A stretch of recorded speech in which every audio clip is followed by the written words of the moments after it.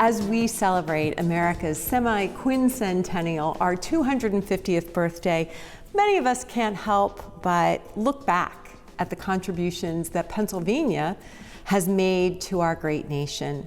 I'm State Senator Kristin Phillips-Hill. I represent Southern New York County in the Senate of Pennsylvania, and on this episode of Kristin's Corner, we're going to take a closer look right here at home and explore the York County Colonial complex and York County's significant contributions to the founding of this great nation. Because it was here in 1777 where the first document that joined our nation together was ratified, and the words "the United States of America" were first recorded.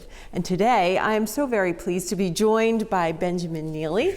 He is the director of the York County History Center. And Mr. Neely, thank you so much for joining us today. Pleasure to be here with you. Yeah. We are just so thrilled to have you. But before we dive into the history of the colonial complex, the role of York County in our nation's founding, tell me about the York County History Center and what it is you do as the director. Okay.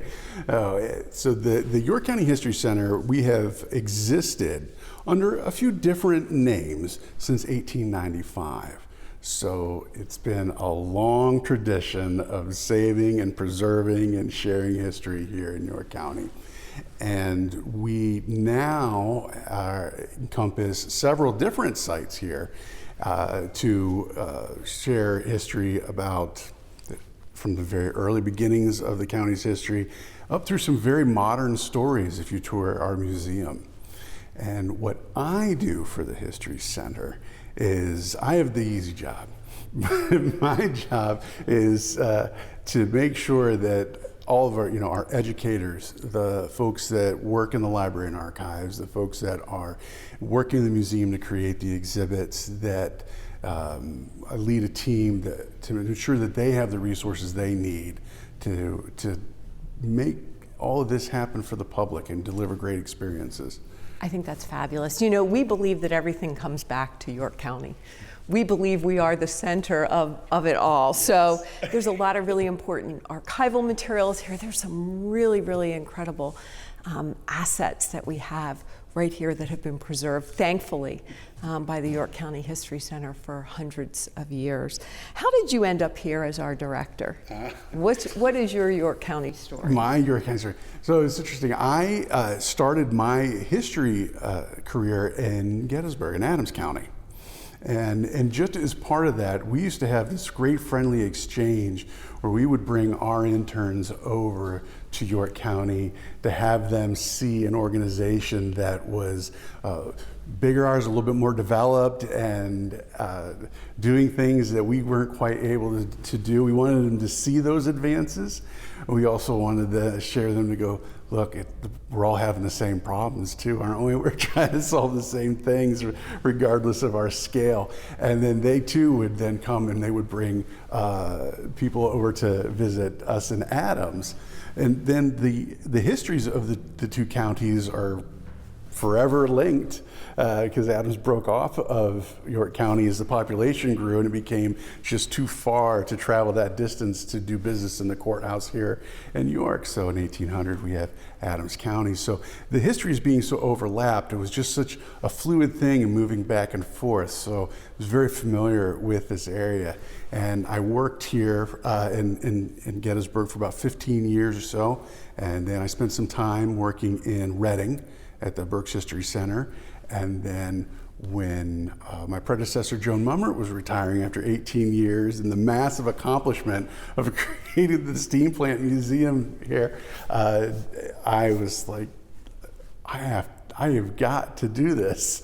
And it is it's just felt so comfortable. I've loved being here. Well, we're thrilled to have you. And of course, there's some really important history that took place in Gettysburg around the same month of the year, same right. dates of that month over in Gettysburg. And we would like you to remember, of course, that it had not been for the battle at Hanover, and of course, those troops from the Confederacy moving up to Dover, we're not really sure what the outcome would have been. But that's probably a conversation for another podcast, right. Because we're here to talk about really our colonial history, what happened here in those really pivotal moments.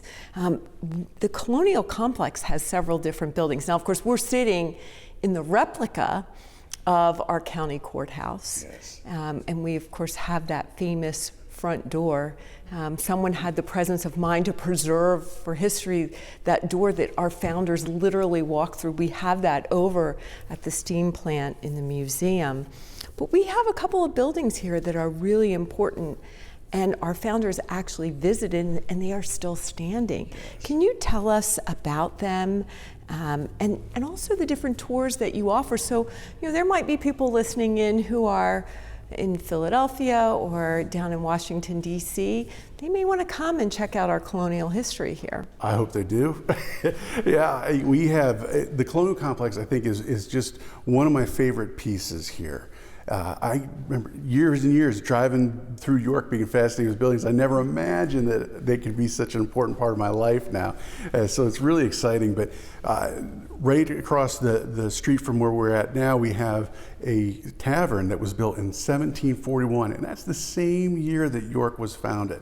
This is one of the oldest, or the oldest building still standing here in York.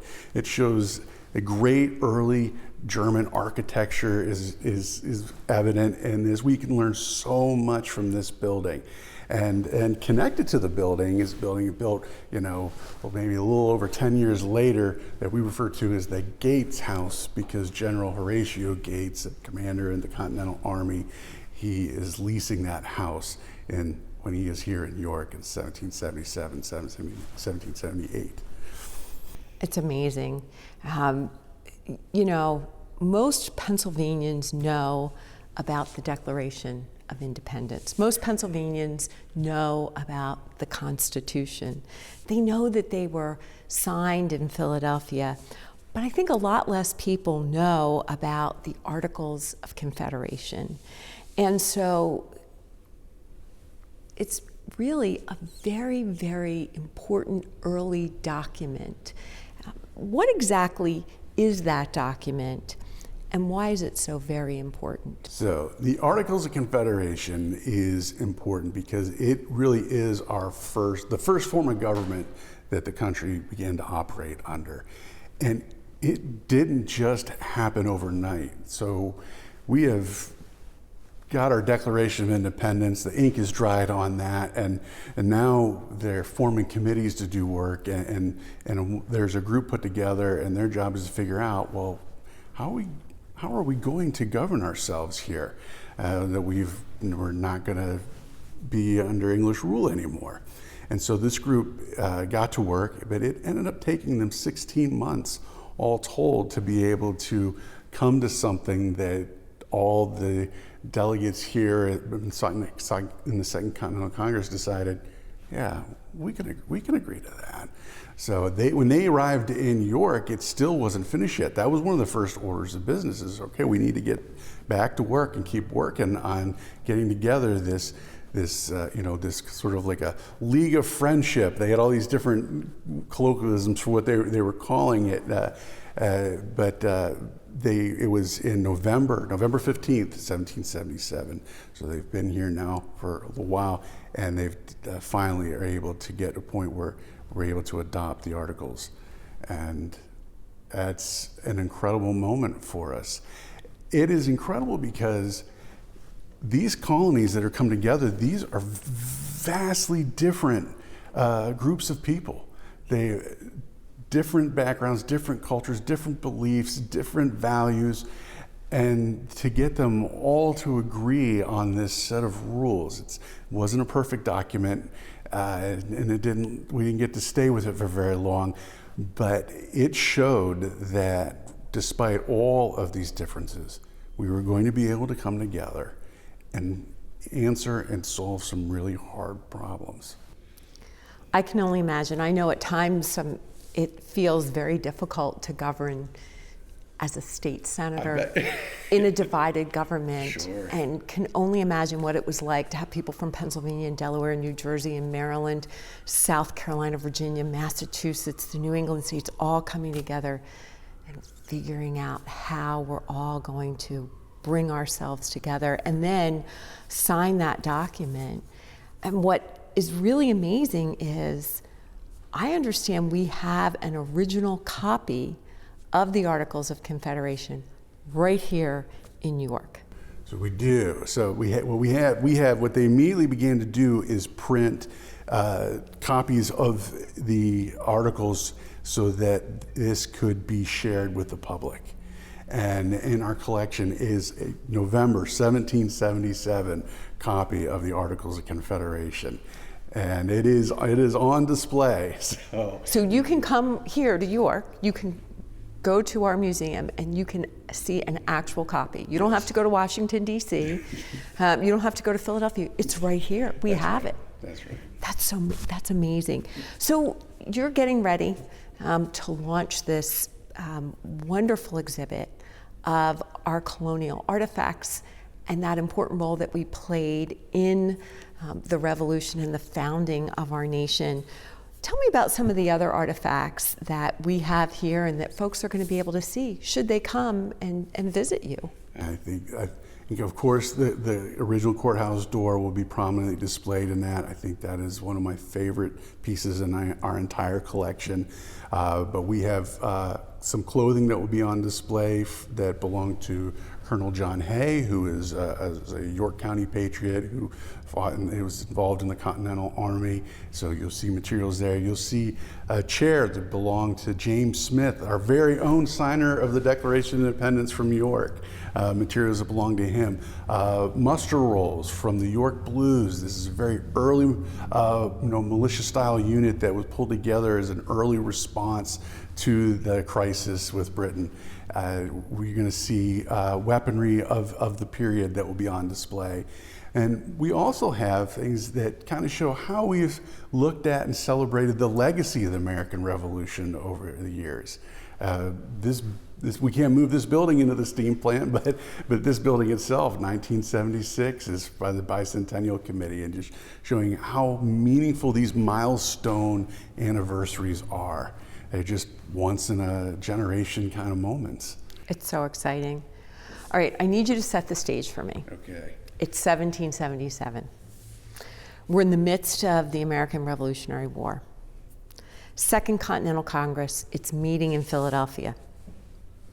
Now, I often say, and I like to give my colleagues from Lancaster County a little bit of a hard time. There's a good little rivalry between the White Rose City and White Rose County and the Red Rose City and Red Rose County, right? But how do they end up in York? I know I like to tell them, well, when you guys couldn't keep them safe, they had to come to York. That's such a fair answer, too. So that's my short and simple ribbing that I give them. But really, how did they end up in York County?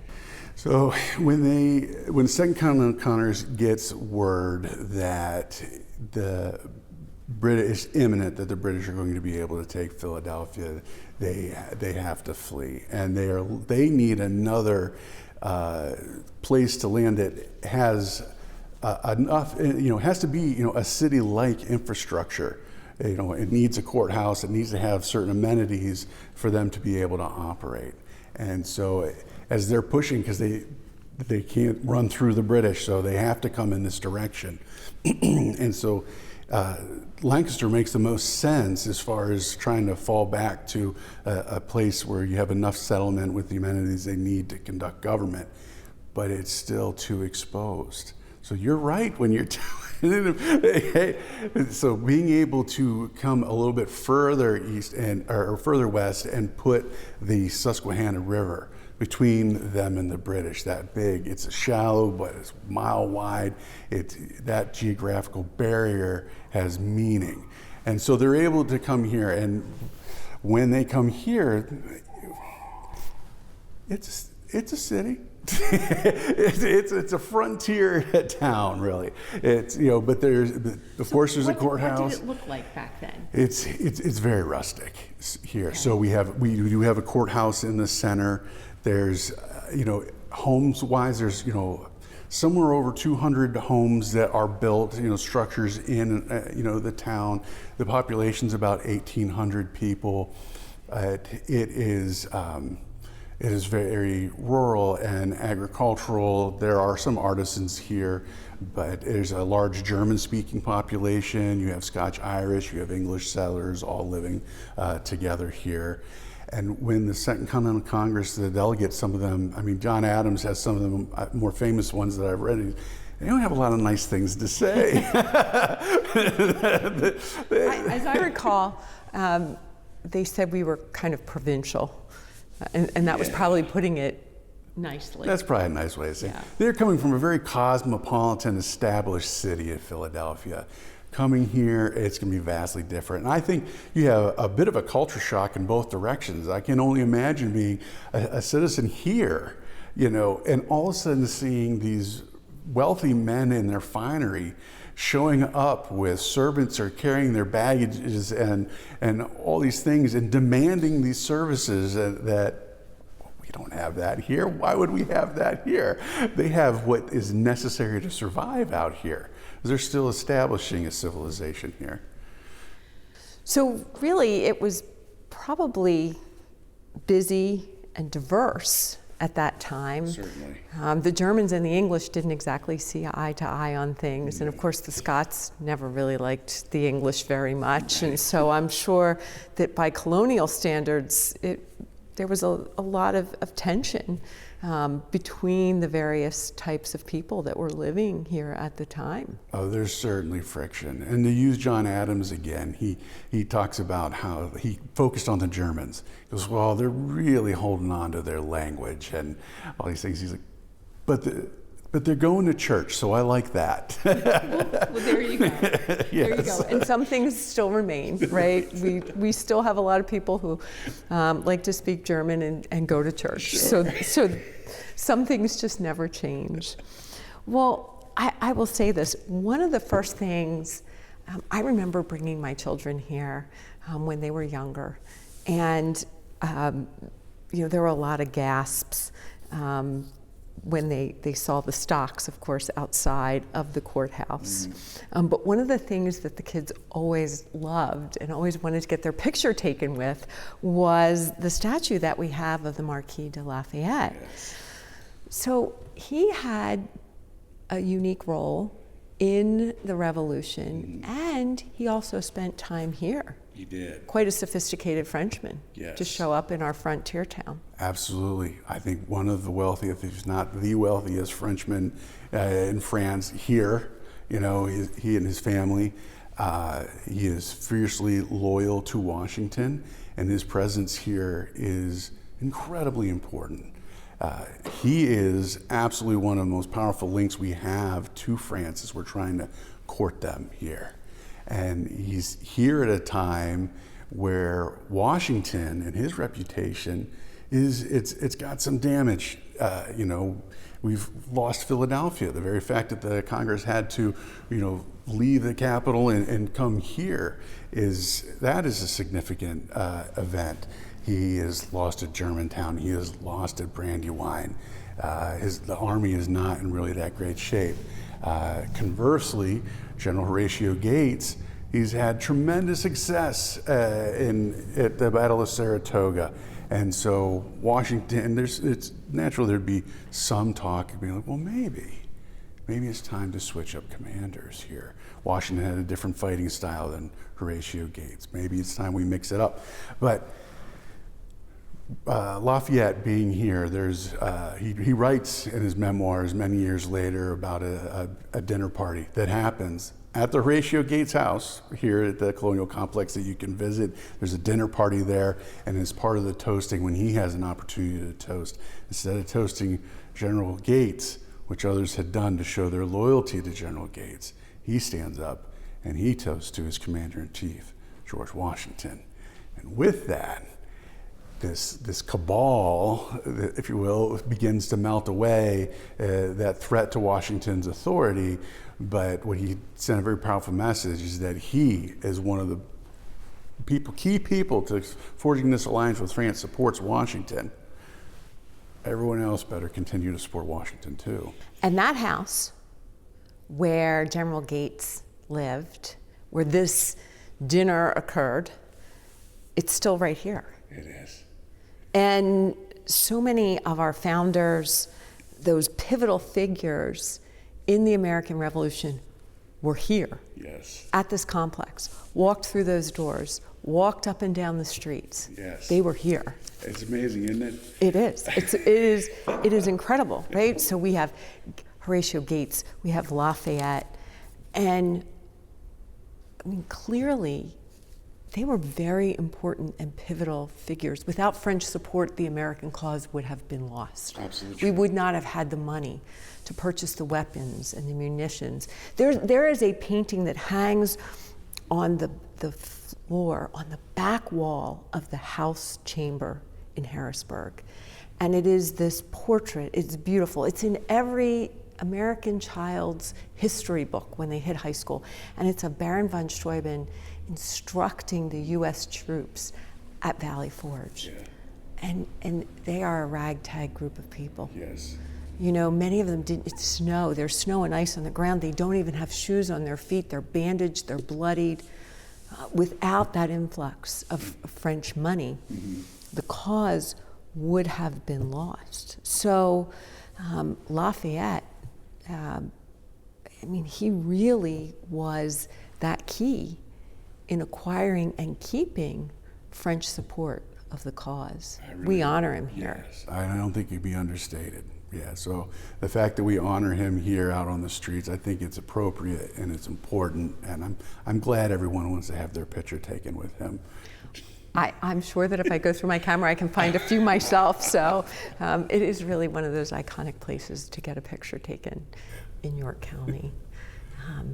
You know, it is really, really amazing to think of the important role that York County played in the founding of our nation. And I'm so grateful that we have the York County History Center, that we have been able to preserve these buildings in the Colonial complex and maintain these artifacts in a way that we can share them with future generations so that they understand, one, just how important York County was to the creation of this nation, but just how important it is to preserve this great nation and all that it stands for moving into our future.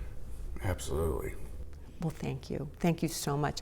If people want to learn more about the York County History Center and you, Ben Neely, where should they go to find that information out? I'd love them to go to yorkhistorycenter.org or start following us on Facebook or Instagram, where you will learn facts and figures, but also events and things you can take advantage of and really get involved and learn a lot. Wonderful. Well, if you have the inclination to come and join us here at the York County History Center, I know that you will be very, very pleased that you made the trip. And with that, this is State Senator Kristin Phillips-Hill. Thank you for joining us today, and we'll look forward to seeing you and talking to you soon.